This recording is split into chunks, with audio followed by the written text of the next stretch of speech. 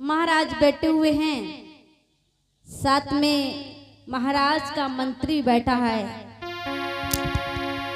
Hello hello पुत्र शादी की योग हो गया है। हेलो। महाराज के समझ में नहीं आ रहा है क्या करना चाहिए। तो राजा ने विचार किया, ये लोग बैठे हुए इनसे ही सलाह लेते हैं। हेलो मंत्री जी महाराज।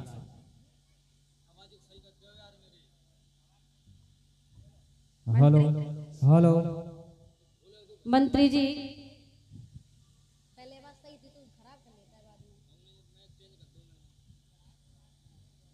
मंत्री जी जी महाराज। देखो, सिद्धार्थ गौतम की आयु 16 बरस की हो गई है। हेलो। हमको तमऊ दिखा रही 16 बरस के हो गए, यानी कि 16 बरस का जो राजकुमार हो जाता है उसको वो कोई नाबालिग नहीं है। और मंत्री जी, आपको तो पता ही है बुढ़ापे का समय है मेरा। महाराज। हाँ, तो तुम्हें बढ़ापो है, हमें राजा बनाए दे। राजा बन सकते हो तुम, फिर मंत्री कौन बनेगा? अरे मंत्री को हमने बनाए दिए। इधर कौन बैठा है? जो सबसे ज्यादा ये देख रहे हो, देखो। मंत्री बोलो महाराज। बताओ, कोई ऐसा उपाय बताइए। सिद्धार्थ 16 वर्ष की आयु हो चुकी है। मैं चाहता हूं कि सिद्धार्थ का ऐसे बंधन में बंध जाए, ऐसे बंधन में बंध जाए जो कभी दुनिया के बारे में सोचने की इसको समय ही ना मिले। महाराज। हाँ, अब तुम क्या बताओ, हम सिद्धार्थ की बताएं कि अपनी बताएं? तुम्हें क्या है, पहले तुम अपनी पहले बताओ। महाराज। हाँ, अब देखो, जो कौ चाहता है तो तुम खुद समझ लियो। अब देखो, होए तो होए, कबाओ ना जो चीजें। अब देखो, सिद्धार्थ तो बड़े हो चुके, अब कहूँ जात तो है ना है।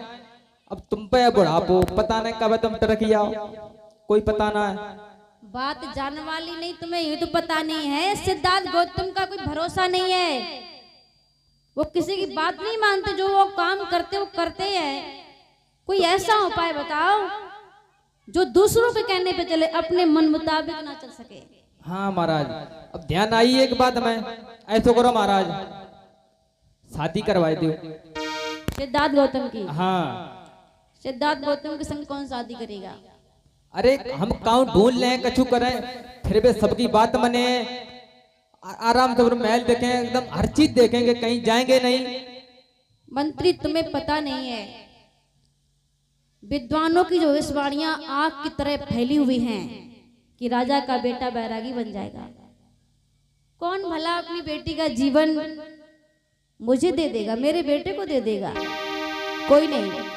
मंत्री कहने लगा, महाराज ये तो तुम्हारी भूल है, तुम शादी के लिए हाँ तो करिए, आपके दरबार में इतने रिश्ते आएंगे ना, हाँ तो करिए।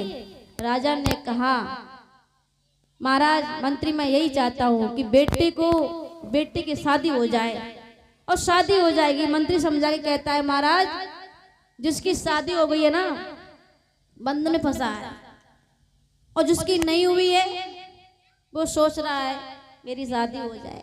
महाराज। हाँ, अगर उनकी शादी हुई है तो उनके नाथ पर है, जैसे नाथ ना तुम्हारी भैंसा पर हुई भाई, नाथ पर है। फिर कौन जय आए नहीं, कौन ने गए गत्ते फोन पहुंचिए, कहाँ हो आई आओ, न कौन जाई नहीं, पहले कहाँ आओ केला काट रहे, घरे आओ, पहले कहाँ आओ खारी छील ले, घरे आओ, ना कम दम हुई है, खुद कहूँ ना जाए वे। बोली भगवान बुद्ध की दया हो। मंत्री राजा से कही, बतावे सही कुमार की शादी करवाओ। अरे सुधरे गौतम की बुद्धि रे बहू एक अच्छी ला।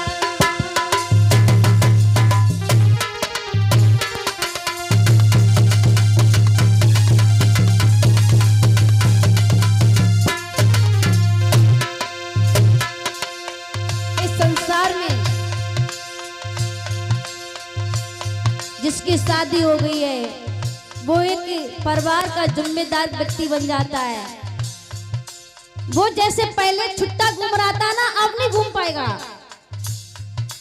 जैसे मान लीजिए किसी को कब्जे में करना है किसी जानवर को, तो आप क्या करते हैं, बैल के क्या करते हैं, नाक डाल देते ना, फिर वो जैसा बताओगे ना वैसा चलेगा। ये जो सोचते हैं ना अकेले में बैठ बैठ करके, ये इनके पास समय नहीं मिलेगा।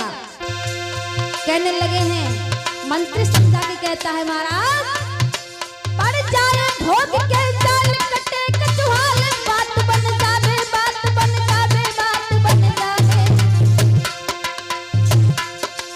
फिर साधु ना ये बने कुंवर जी घर में समय